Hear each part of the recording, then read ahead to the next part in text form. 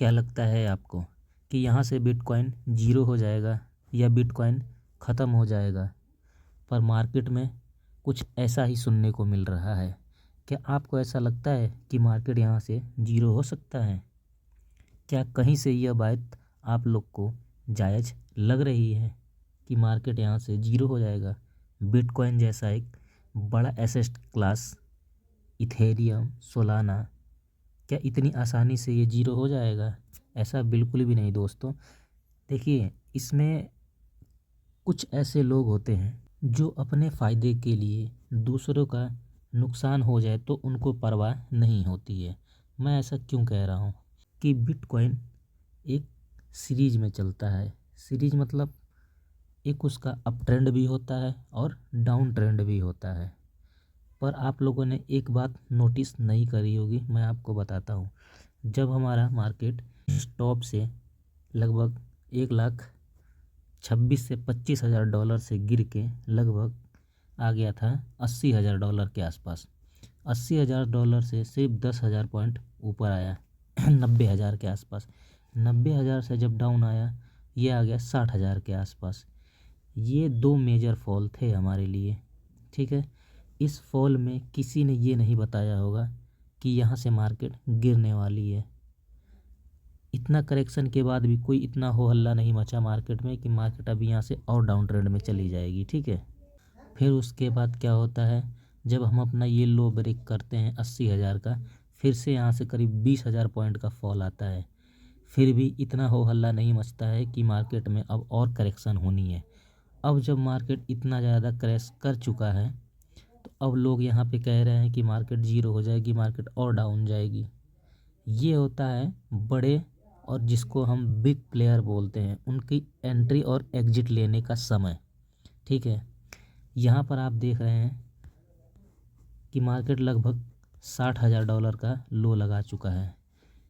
क्या one way में इतना बड़ा फॉल पॉसिबल है? लगभग अपने टॉप से ये मार्केट अभी आप देख रहे होंगे लगभग 25,000 से 60,000 डॉलर के आसपास आ चुका है। 1,25,000 डॉलर से 60,000 डॉलर, लगभग 50% से ज़्यादा का करेक्शन हो चुका है। अब ये क्या कंटिन्यू इसी तरह का फॉल आता रहेगा? ऐसा बिल्कुल नहीं है दोस्तों। अब यहाँ से मार्केट कुछ न कुछ रिकवर ज़रूर करेगी, और रिकवर करेगी तो यहाँ पे छोटे मोटे प्लेयर्स जो होते हैं पहले उनको एग्ज़िट कराया जाएगा, फिर बड़े प्लेयर इसमें एंट्री लेंगे, देन मार्केट अपसाइड। ऐसा क्यों? क्योंकि बड़े प्लेयर्स को हाई पर माल बेचना होता है और डाउन पर माल ख़रीदना होता है। जब भी हाई पर मार्केट जाता है तो लोग पैनिक फैलाते हैं। बड़े बड़े लोगों के साथ या बड़े बड़े इंस्टीट्यूट या बड़ी बड़ी कंपनियों जो भी मार्केट में इन्वेस्टर रहती हैं वो पैनिक फैलाती हैं कि मार्केट अब यहाँ से ऊपर जाएगा। 1,25,000 डॉलर हो गया है, अब ये 2 लाख जाएगा, 3 लाख जाएगा। क्योंकि वन वे में इस तरह मार्केट कभी नहीं चलता है कि 1 लाख से सीधे 2 लाख, फिर 3 लाख, फिर 4 लाख, ऐसा नहीं होता है। मार्केट का चलने का सही तरीका सेम यही है जो मार्केट अपने हिसाब से चल रही है, ठीक है। पहले मार्केट में एक अपसाइड आता है, फिर डाउन साइड आता है, फिर एक अपसाइड आता है, फिर डाउन साइड आता है। अगर डाउन ट्रेंड में मार्केट है, एग्जांपल के लिए मैं आपको दिखाता हूँ।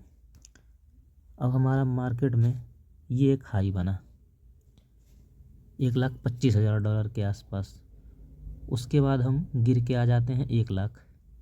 1 लाख आने के बाद फिर हम एक अपसाइड जाते हैं लगभग 15,000 डॉलर ऊपर। फिर वहाँ से हम नीचे की तरफ आते हैं लगभग 30,000 डॉलर। 30,000 से फिर हम 10,000 डॉलर ऊपर जाते हैं, और फिर 10,000 से हम आते हैं सीधा 60,000 के आसपास। अब 60,000 से हम मिनिमम पहले इस लेवल तक ज़रूर जाएंगे, 80-85,000 का लेवल टच करेंगे। देन उसके बाद हम एक दोबारा ये लो टेस्ट करने के लिए आएंगे। यही वो वक्त है जब रिटेल इन्वेस्टर को पैसे यहाँ पे डिप्लॉय करने चाहिए। एसआईपी जो लोग कर रहे हैं उनको एसआईपी में और ज़्यादा इन्वेस्ट करना चाहिए।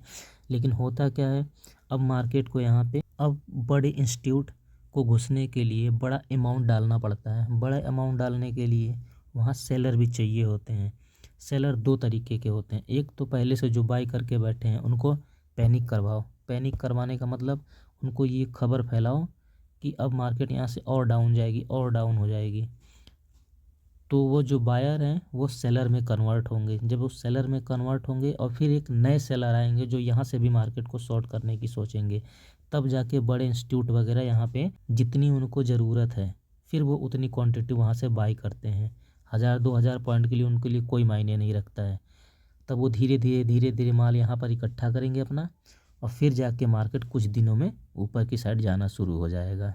और जो भी मार्केट में मूव आएगा ना, 10,000 पॉइंट 20,000 पॉइंट, हमको उस पर बिलीव नहीं होता है, क्योंकि हम देखते हैं कि इतने बड़े बड़े पॉइंट हमारे आंखों के सामने से किस तरह से निकल रहे हैं। हमें उस पर विश्वास ही नहीं होता है कि क्या हो सकता है, मार्केट ऊपर जाएगा या नीचे। आप देखिए, मैं आपको दिखाता हूँ, एक मेजर सपोर्ट है मार्केट को, एक बहुत अच्छा सा।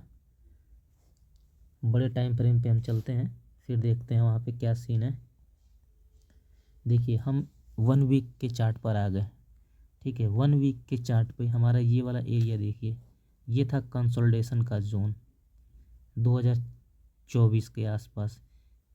यहाँ से मार्केट निकली है, तब हम लगभग 70,000 जहाँ पे मार्केट खड़ी है वहाँ से निकली है, फिर जाके हम ये अपना हाई टच करते हैं और फिर उसी के आसपास आए हैं। तो क्या आपको लगता है जो यहाँ पे बायर थे वो यहाँ पे बाई नहीं करेंगे? वो बिल्कुल बाई करेंगे यहाँ पे। लेकिन आपको खबर क्या फैलाई जाएगी कि यहाँ से मार्केट और नीचे आने वाली है। हो सकता है कि आए, लेकिन कंटिन्यू नहीं। देखिए, मार्केट में एक ट्रेंड किस तरह का सस्टेन माना जाता है।